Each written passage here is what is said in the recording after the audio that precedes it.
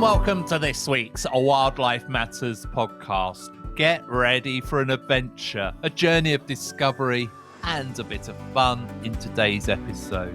Today, put on your boots as we head deep into the wet woodlands of the Weald for part 2 of our adventure into the wet woodlands of the Southern Weald. We'll explore the mysterious gills, discover wild wonders, and even try some fungi foraging.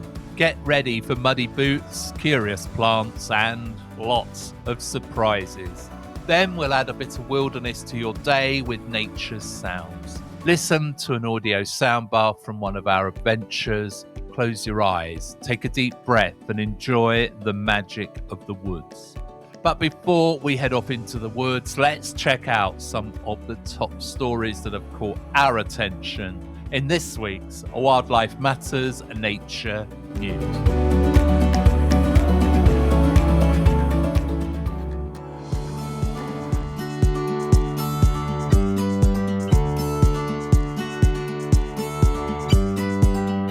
Hello and welcome to this week's Wildlife Matters Nature News, where we bring you the top wildlife and nature stories from the past week. This week we begin with the results of the RSPCA Cymru study that shows that most people in Wales do not want to see a badger cull. RSPCA Cymru is urging the Welsh Government to take into account the strong public opposition to badger culling as a method for tackling bovine TB. A recent poll found that 46% of people are firmly opposed to badger culling, while just 27% support it. This sends a clear message to the Welsh Government. The appeal comes at a key moment with the new Senedd forming and Plaid Cymru working to set up a minority government. Billy J. Thomas, Senior Public Affairs Manager for RSPCA Cymru, told Wildlife Matters how the Welsh Government tackles bovine TB will shape the future of animal welfare in Wales for years to come. These poll results should serve as a wake-up call to the Senedd members. The Welsh public cares deeply about the fate of badgers, and their love of wildlife cannot be ignored. With so little public backing for badger culling, politicians risk losing the trust of their communities if they continue down this path. The survey shows that nearly 2/3 of people feel uneasy about lethal badger culling, and an even higher 68% dislike the idea of public money being used for it. More than half of those surveyed, 52%, say they would stop supporting any political party that backs a badger culling, and this sends a strong message to those in power. Badger Trust, the leading authority on badgers in Wales and England, said this survey delivers a clear message to the new government. The Welsh public rejects badger culling. Now is the time to embrace a science-led, cattle-focused path to tackling bovine TB. In its Senedd manifesto, Badger Trust Cymru supported a science-based cattle-focused solution, and they pointed to the years of data from England where, after 13 years and a loss of over 260,000 badgers, cattle infection rates are still high. Our second story this week comes from London, where Chris Packham and Megan McCubbin led a lively rally in support of the proposed ban on trail hunting. Wildlife presenter Chris Packham was the main speaker at the event, which took place in Westminster and was organised by the League Against Cruel Sports to protest against trail hunting.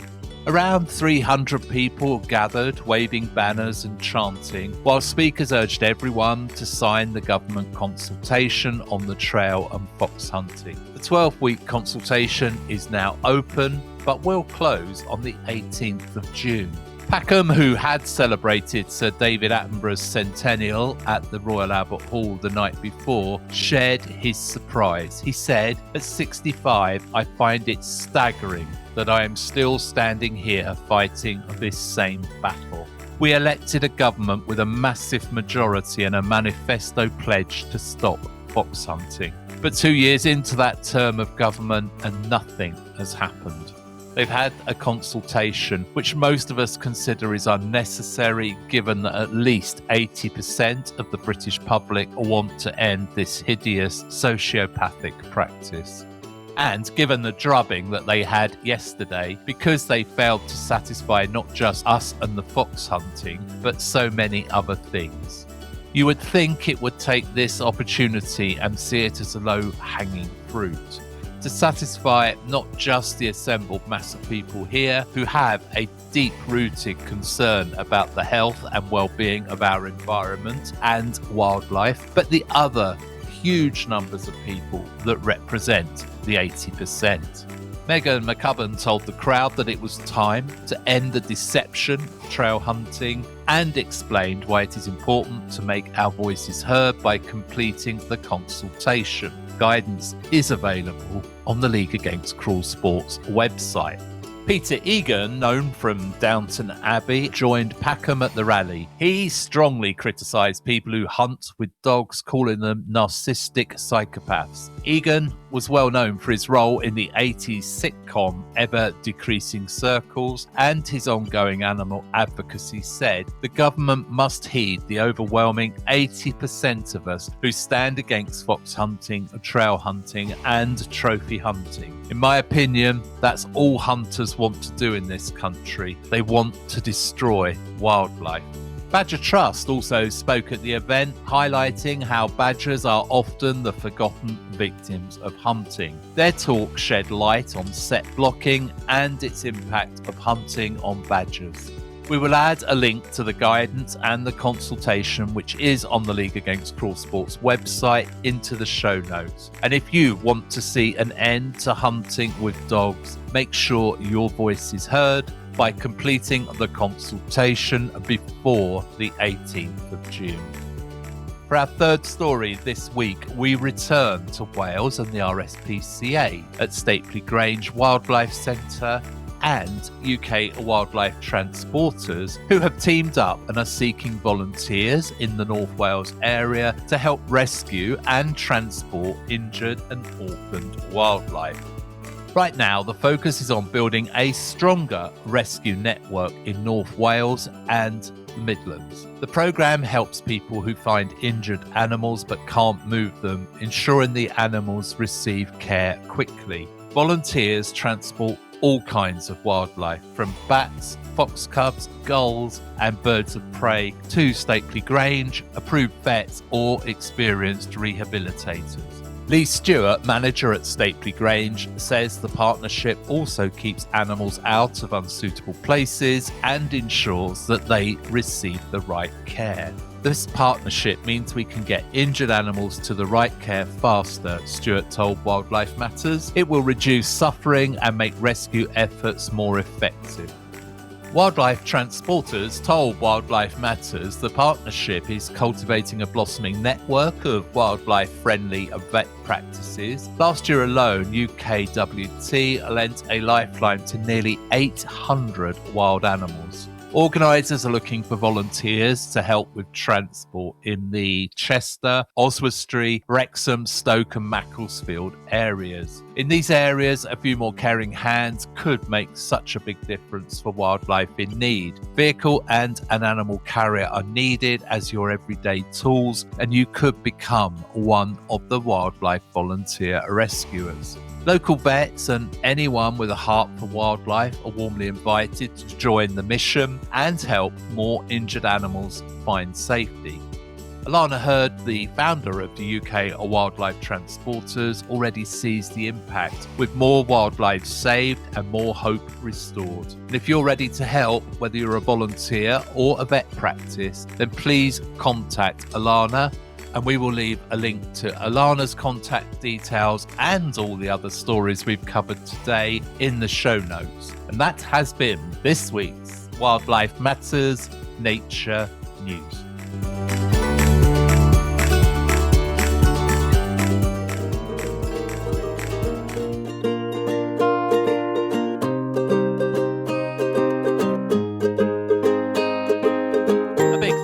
to the people of Wales for showing their support for badgers. They've made it clear that they don't want badger culling in Wales and will avoid parties that support it. Meanwhile, nature lovers in London turned out in large numbers at the League's anti-trail hunting rally. If you haven't joined in yet, visit the League's website for the quick guide. The link is in the show notes. And in North Wales and the Midlands, a new wildlife transport network is starting up. Volunteers and the RSPCA's Stately Grange team are working together to provide sick, injured and orphaned animals with the care and support that they need. Now, need a break? Let's step into a mossy, lichen-covered gill hidden in the southeast, a secret spot untouched by the modern world, and listen to the splash of the water and the quiet of the temperate rainforest as we take you on a journey on this week's Wildlife Matters Mindful Moments.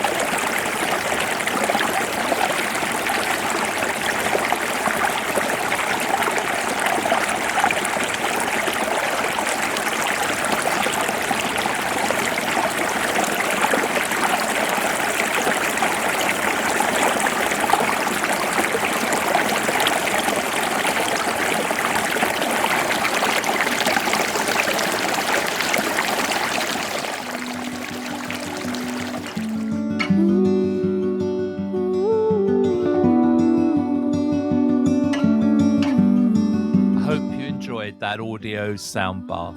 Next time you need a break, remember that this special place is so close to London, but it's ready for you to explore and enjoy.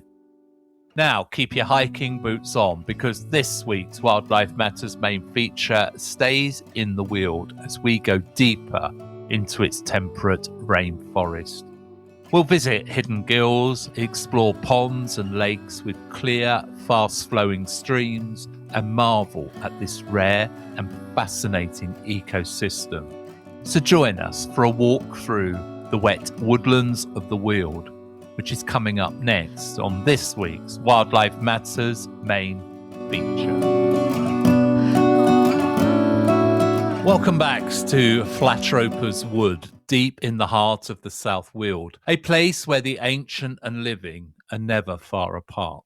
Last time we looked at the wild plants that you can find while wandering through Flatroper's Wood on a winter walk. Today we go back in time, metaphorically at least, as we explore the ponds and the streams of Flatroper's Wood.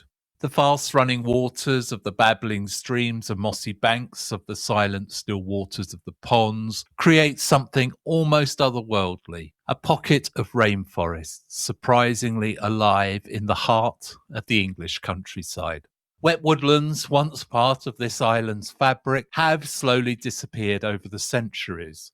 They were cut for timber, cleared for crops, and lost to roads and growing towns. What remains is only a small part of what once existed. Less than 1% of Britain still has these ancient habitats, holding on in the rainy corners of Western Scotland, the Lake District, and Western Wales.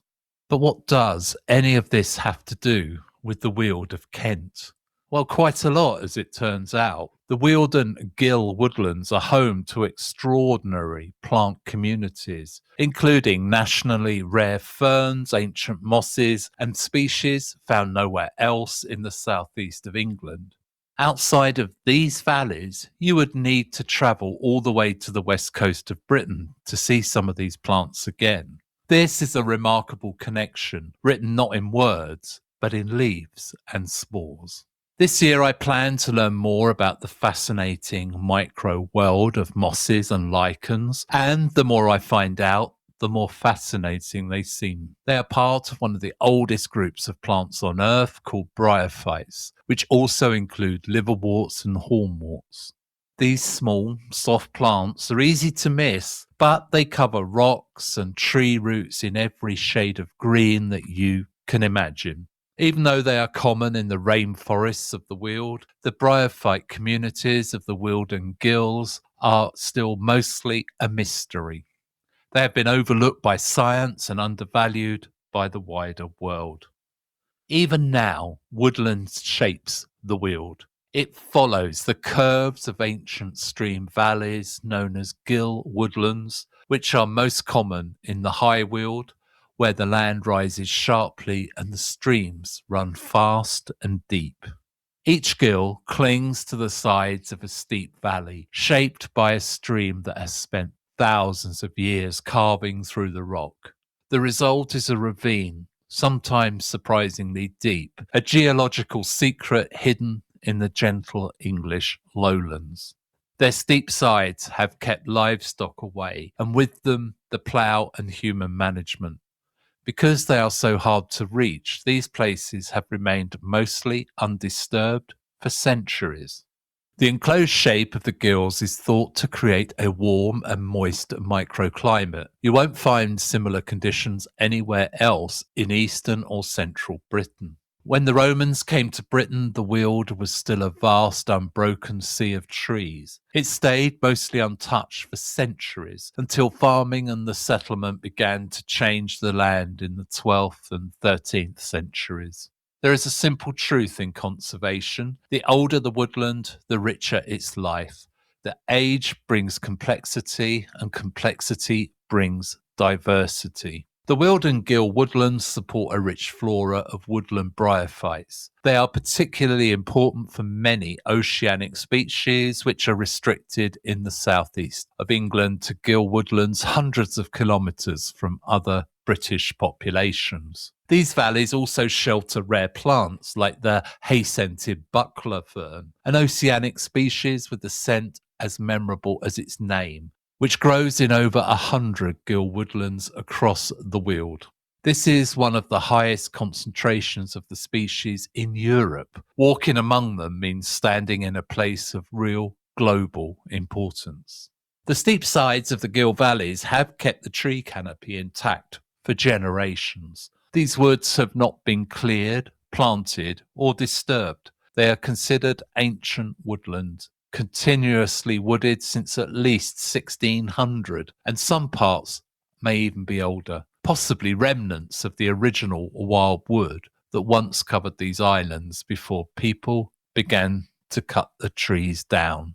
Yet even these ancient places are not safe. Climate change is a growing threat, with rising temperatures putting the delicate balance here at risk.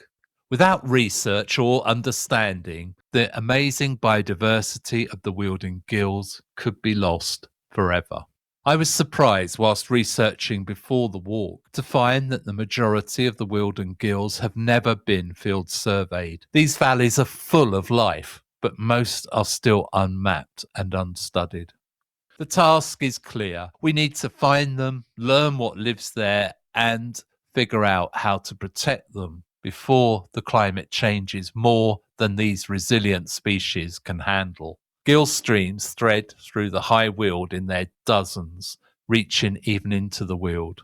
The geology of the High Weald tells a story that stretches back through deep time, and its complexity is part of what makes it so vibrant. Different soils, slopes, and directions come together to support an amazing variety of trees and plants, sometimes all in the same wood. Around 65 million years ago, the same huge earth movements that pushed up the Alps also lifted layers of sedimentary rock here, forming what would become the Wealden Dome. Over the next 20 or so a million years, erosion wore it down, revealing a patchwork of sandstones and clays. This left a landscape of ridges and valleys crossed by the deep, winding gills that still drain them. Whenever a stream cuts steeply through the weald and wood, you are looking at a gill. Once you learn to spot them, you will see them everywhere, and you will never look at them in the same way again. These woodland ravines are important both nationally and internationally.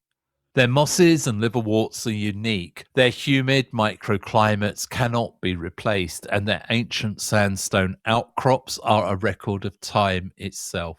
In spring, it is common to find 50 to 70 different plant species growing in a single damp gully, a burst of green that shows what nature can do when it's left alone. This richness comes not just from the amount of woodland, but also from the way old features like ancient hedge banks, sunken lanes, shores, and our wooded gills link small woods. This network creates a beautiful patchwork landscape. If you step into a gill on a stormy day, you can see what these places really do. As rain pours down the hillsides above, the woodland absorbs, slows and holds the water, reducing flood peaks downstream by as much as 65%. Now that is an impressive number for something that might look, to most people, just like a pretty woodland stream. Under the canopy, roots hold the soil in place, trapping sediment before it can wash into the rivers below.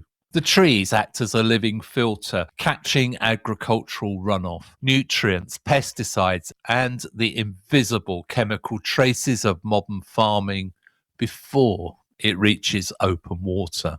Some studies suggest that up to 80% of these pollutants are removed before they ever reach the stream. In the heat of summer, the thick canopy shade keeps the water cool, acting as a natural thermostat for the rivers downstream.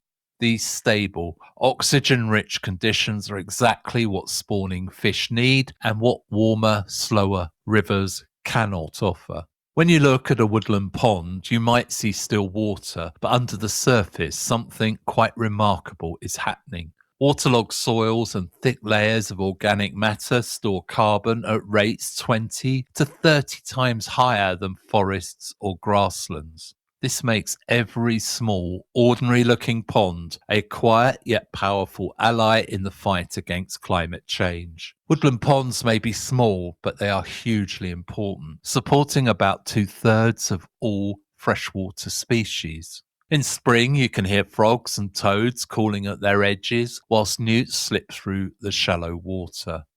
Then in summer, dragonflies fly over the surface, their wings shining in the light like pieces of stained glass. The gently sloping edges of woodland ponds change with the seasons, filling with water in winter and drying to bare mud in the heat of summer. The changing border might not look that special at first, but it is its own unique habitat. Rare plants grow here, and reptiles and birds come to feed during the warmer months. But for invertebrates that cannot live in the fast-moving water of big rivers, the woodland pond is essential. These ponds are calm, sheltered, and have an ancient feel. They serve as safe havens where species like the remarkable tadpole shrimp, a creature that has hardly changed since the time of the dinosaurs, can survive against all odds. When small ponds are connected across the landscape, their value increases greatly. This network lets wildlife move, spread out, and find new places to live, boosting the countryside's biodiversity in ways that a single pond could not. A woodland pond has that calming effect. Whether you're a child exploring with a pond net or someone sitting quietly on a bench by the water, these places offer something hard to measure, but very real. It's calm, wonder, and a feeling of connection to nature. Gills and woodland ponds do not seek attention. They do their work, filtering, cooling, sheltering, and storing carbon, quietly supporting the world around them. But they're not just leftovers from a wilder past. They show us what a nature-friendly future can be. This year, I've given myself a new challenge to learn more about mosses, lichens, and liverworts. Mosses and liverworts are bryophytes, and together with lichens, they are some of the smallest and oldest organisms in the woodland. They quietly grow on tree trunks, rocks, and any surface that is damp enough for them. They provide shelter for woodland animals, slow rainwater before it reaches rivers, and help to protect against flash floods. These small organisms do a surprisingly big job. Britain alone has more than 1,000 species of bryophytes and 1,800 species of lichen. This is an amazing variety, hidden in plain sight both under our feet and above our heads. Both bryophytes and lichens reproduce by releasing spores and do not have true roots. These are ancient survival strategies that are hundreds of millions of years old and even older than the dinosaurs. You often see them growing on trees, but they're not parasites. As we leave the glade and walk into the deeper, darker, and damper part of the woods, the first fungus I notice appears on a fallen branch just off the path.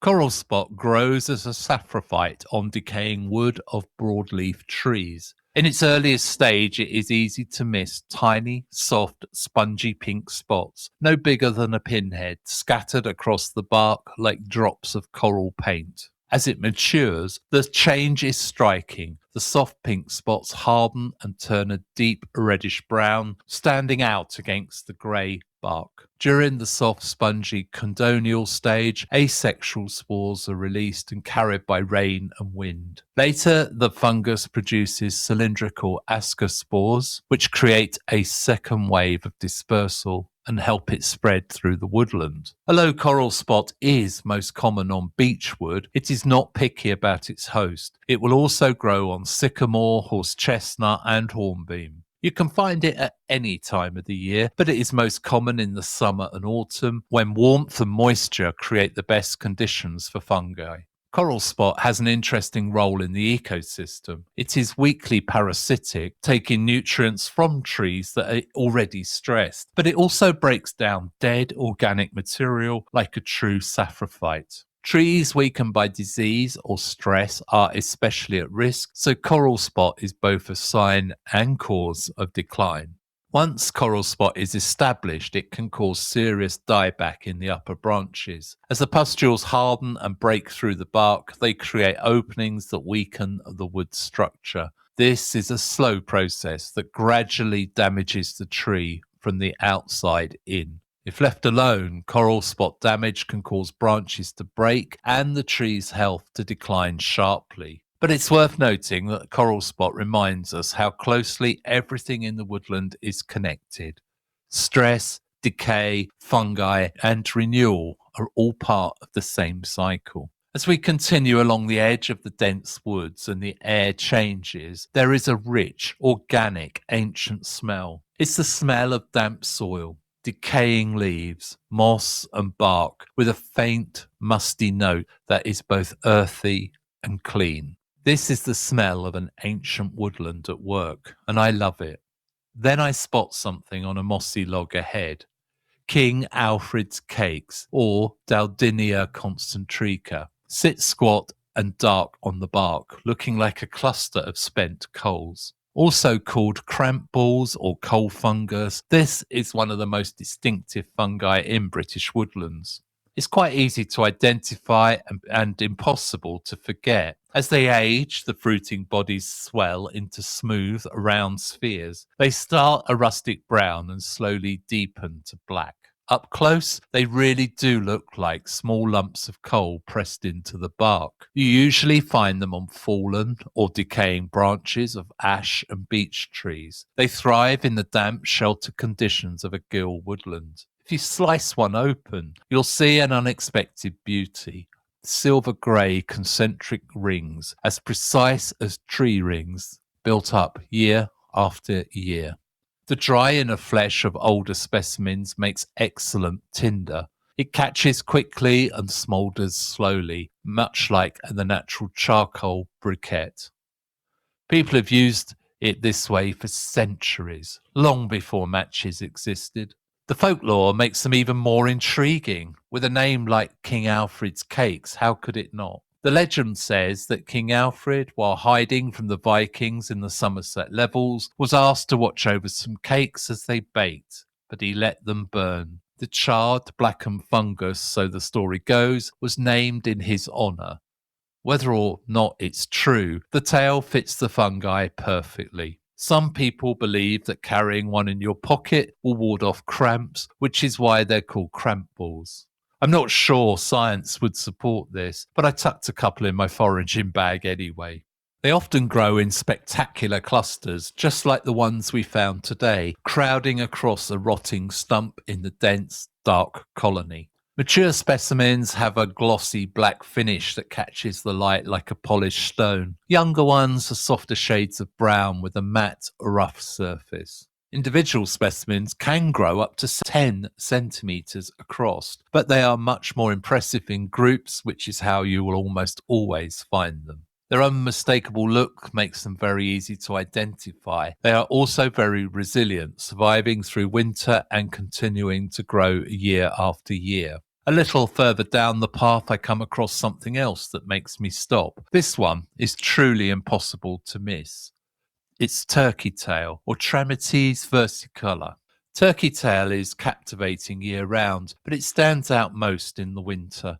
With the bare branches of deciduous trees, nothing competes for your attention, and you can see the full display of this fungus. It quietly colonizes dead hardwood, including decaying stumps, standing deadwood, and fallen branches. It grows wherever the wood is soft enough and the conditions are damp enough. The brackets spread out from the concentric bands of colour, each edged in pale cream or white, like the trim on a fine piece of fabric. Freshly emerged specimens have a delicate purplish sheen that catches the light beautifully. It appears one moment and disappears as the angle shifts.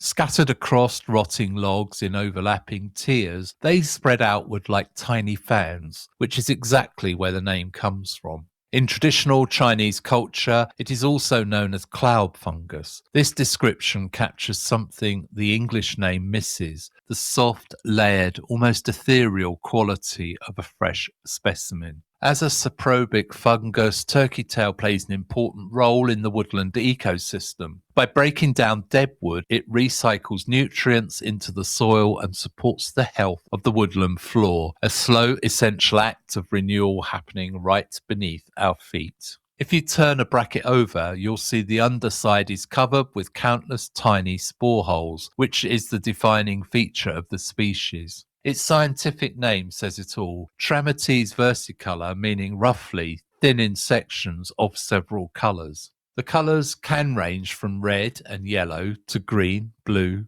brown, grey and black, sometimes all on a single specimen. This makes it one of the most visually spectacular fungi that you're likely to find. Whether you're a mycologist or just a curious wanderer like me, turkey tail reminds us that decomposition, that quiet and unglamorous process, can be one of the most beautiful things you can find in the woods. Now, let's turn our attention to perhaps one of the most overlooked plants on today's walk.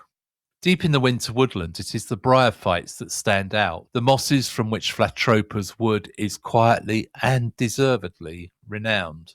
As I mentioned earlier, bryophytes are one of my focuses for this year. One moss in particular stands out as a perfect starting point for beginners, the large white moss.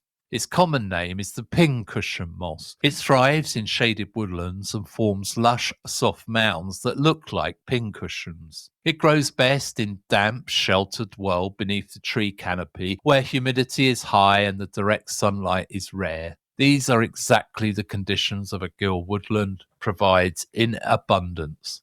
The mounds can spread up to 60 centimetres across and rise to 12 centimetres high, which is surprisingly substantial for something so soft. Each one sits like a small green island on the woodland floor. The colour shifts between vibrant green and a pale, almost ghostly grey-blue, depending on moisture levels. If you look closely, the individual leaflets, which are between 3 and 9 millimetres long, taper to a sharp points like tiny aloe vera leaves in miniature, bleaching out to a pale white green that stands out strikingly against the dark bark and leaf litter of the winter woodland floor. It is one of those plants that rewards a second look. Ecologically, pincushion moss punches above its weight and is far more important than its looks.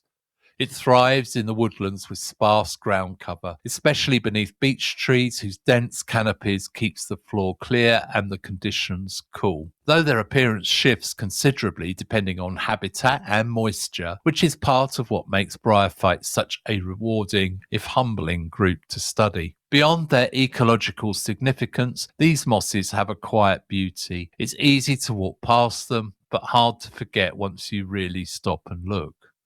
They've been used as a natural pincushion for centuries, a testimony to their unique texture and shape. A little further along, another moss catches my eye, and I'm genuinely quite pleased to have recognised it. Capillary thread moss, Bryum capillare, is one of the most common species, and thankfully, for beginners like me, one of the easier ones to identify. This moss grows on hard surfaces, forming dense, domed cushions in rock crevices and at the bases of trees. It is just as comfortable on walls, roofs, concrete, and even tarmac. It rarely grows in open soil, which is helpful to remember when trying to identify it.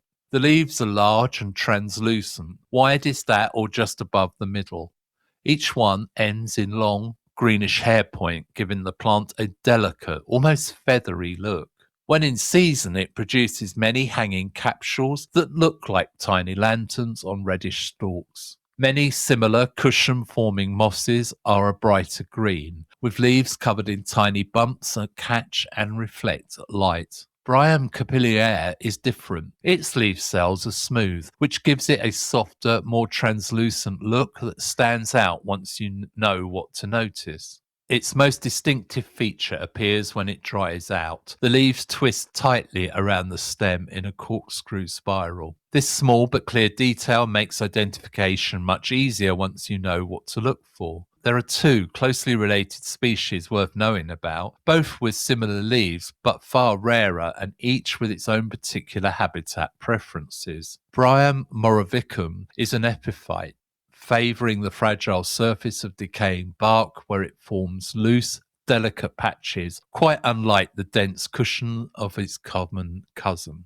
Bryum torquesquens, on the other hand, prefers open calcareous habitats such as chalk grassland and grows in soil rather than on hard surfaces. Its oval leaves end in fine, hair-like tips, and it produces the same drooping cylindrical capsules. In the woodland, though, there can be little doubt. The habitat alone and the absence of soil confirm that we are looking at Bryum capillare. Like many mosses, it's dioecious, with male and female individuals are separate plants. The broad leaves are 2 to 5 millimeters long, widest at or just above the midpoint. The leaf margins are narrowly recurved and the borders contain narrow cells. Each leaf extends into a fine, pale green hair point, sometimes short, sometimes surprisingly long.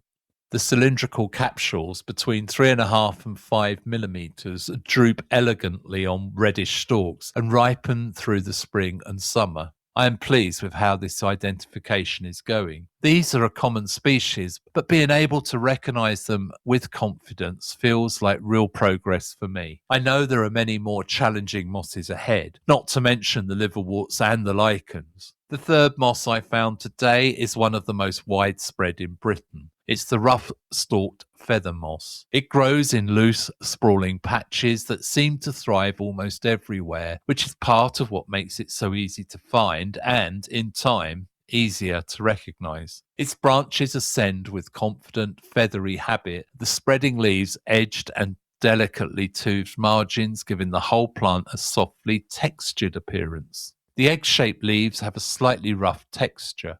If you run your fingertip along them, you can feel it, and this is exactly why the moss has its common name. Each leaf is similar in shape, the larger ones measuring 2 to 3 millimeters and tapering to a neat, acute tip. It flourishes in various habitats, favoring the moist surfaces of living trees, stumps, and decaying logs. You'll often encounter it clinging to soil, gravelly ground, stones, rubble and rocks, as well as on well-trodden walls, grasslands and marshlands. The moss thrives in shaded environments, like woodland depths and hedgerow banks, but it also enjoys open spaces such as gardens, parks and overgrown areas. and of course along stream banks. However, this highly adaptable moss is not typically found in highly acidic soils or at high altitude. Today I found 3 of the more common, easier to spot moss species, and I am sure I walked past many others without noticing them. Mosses are not second nature to me just yet. In the woodland, my attention still goes to movement. A bird in the canopy, a rustle in the undergrowth, or a shape of an interesting tree. The mosses will come, but for now I'm learning to notice them and enhancing my understanding and love of nature and wildlife. And that brings us to the end of our adventure around Flatropa's Wood here in the Weald. Just one of the many interconnected woodlands in this area which are worth taking the time to explore, and I know we will be returning to the Weald to uncover some more mysteries on a future Wildlife Matters podcast. But for now, that's the end of this adventure on this week's Wildlife Matters main feature.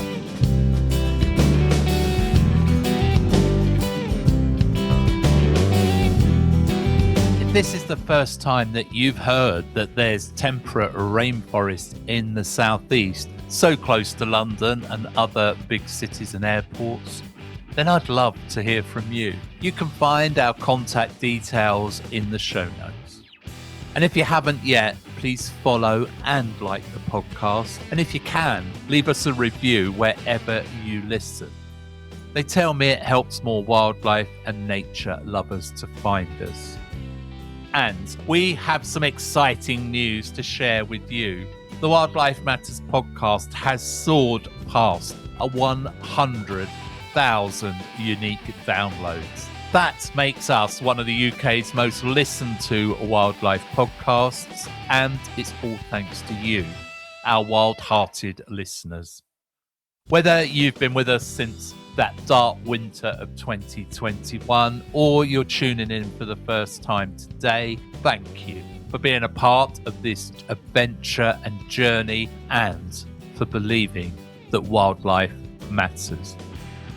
Wildlife Matters will return in 2 weeks when we'll be having some fun with ecology as we find out why the clue is in the poo. We'll learn about wildlife by scat, uncover habitat secrets, and show you how a walk in the woods can make you a nature detective. Make sure you subscribe now so you never miss an episode. Of course, it's all in the day's work for an ecologist, but if you've never seen yourself as a scat detective, get ready for some fun and some field work. And as always, stay curious, wild ones. This is Wildlife Matters signing off.